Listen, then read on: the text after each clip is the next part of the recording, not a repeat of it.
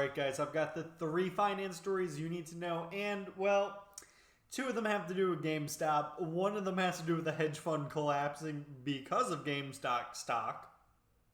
And the other one has to do with Warby Parker. So we're going to dive right into this because I just think this is almost comical. Actually, no, it is comical. So there's this London-based hedge fund. It's called White Square. Sorry, blanked out there for a second.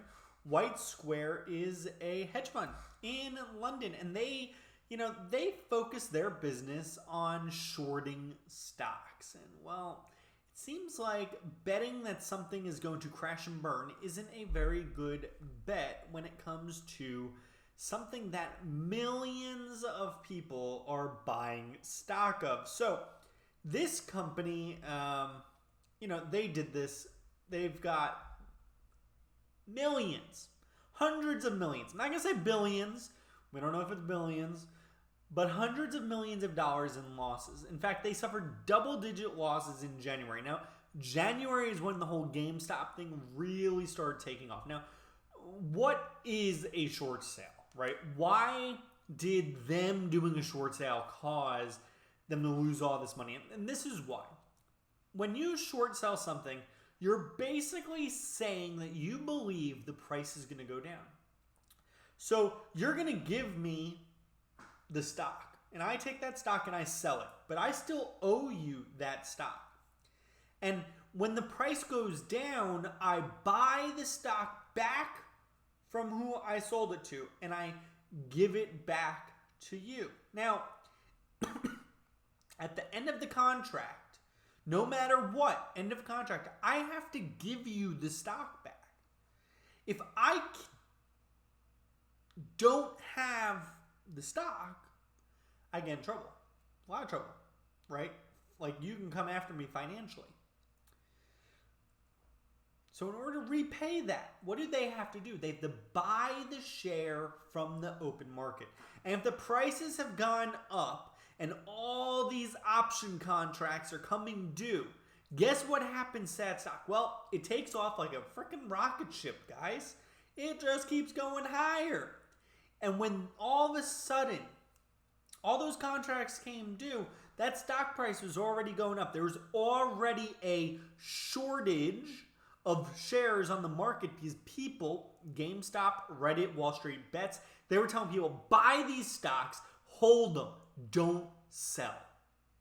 And that caused a issue on the market, right? Because there weren't as many outstanding shares at those lower prices. So it took off like a rocket. It went up, up, up. White Square had to spend a ton of money to cover their contracts. And, well, guess what? They lost a lot of money. And that's why they're shutting down. So good job, Reddit. You did what you set out to do, which was bring a hedge fund to its knees and disappear, right?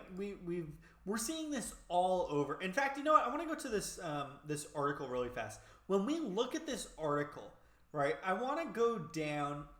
Melvin Capital, huge, still down 44.7% this year. Light Street down 20.1%.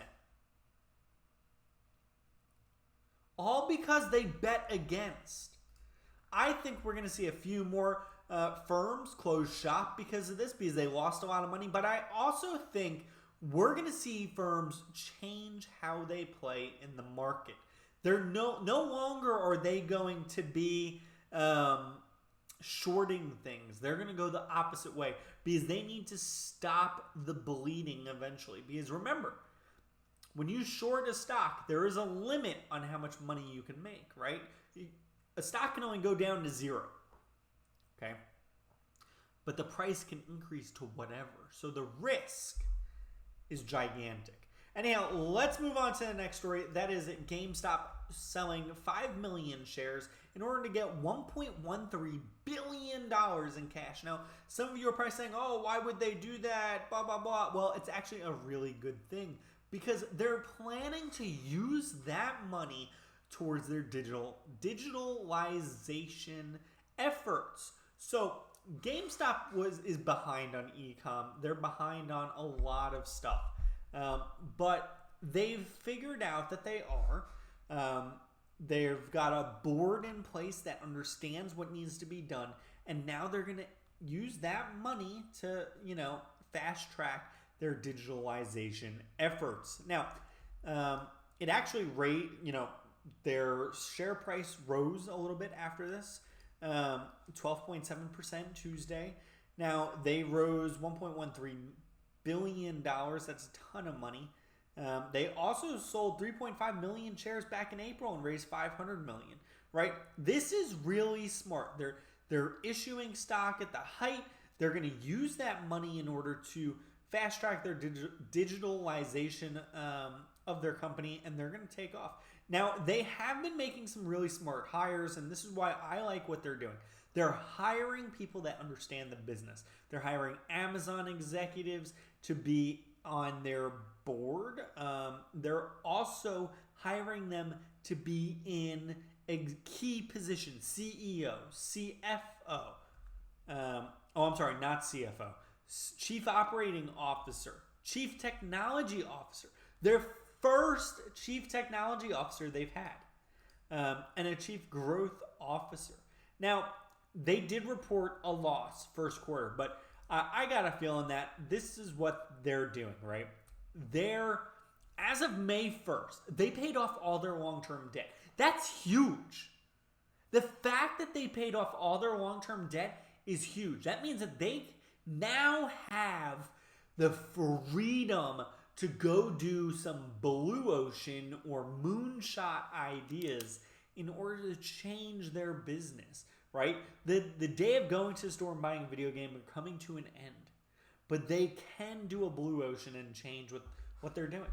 All right, let's move into the last one. This is going to be a short episode today. All right, maybe not. I didn't realize I was already 7 minutes into it. Warby Parker, right?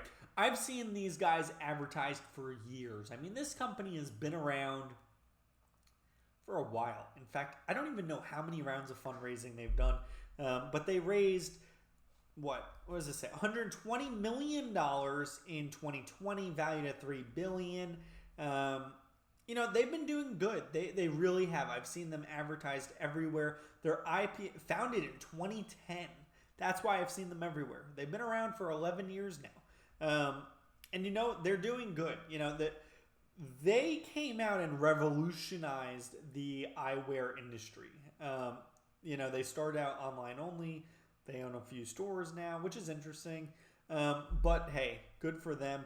I think it's going to be very interesting to see what happens with the IPO on this, for the pure reason that IPOs have been really weird lately. I honestly, I don't know. I don't know how they're going to do, but I have a feeling they're going to do okay. I might even look at getting in on the action, but that's just me. You need to do your research and see what you think.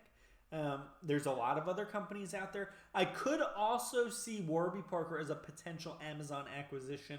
I don't think Amazon would buy them after they go public, but if they were to buy them, they probably would have done so already. I think they would have played really well in the healthcare space that they're going. Even Walmart. I'm surprised that Walmart hasn't looked at this and said, hey, this might be a good option for our e-com network. Anyhow, my name's Corey. This is Money Isn't Hard. Remember, everything that I say is just because I say it, because it's fun.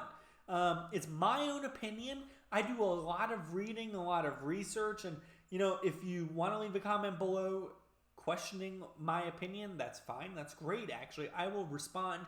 I'll even make a video responding if you want. And I had somebody look at some of my TikToks and they got upset, and I was like, dude, okay.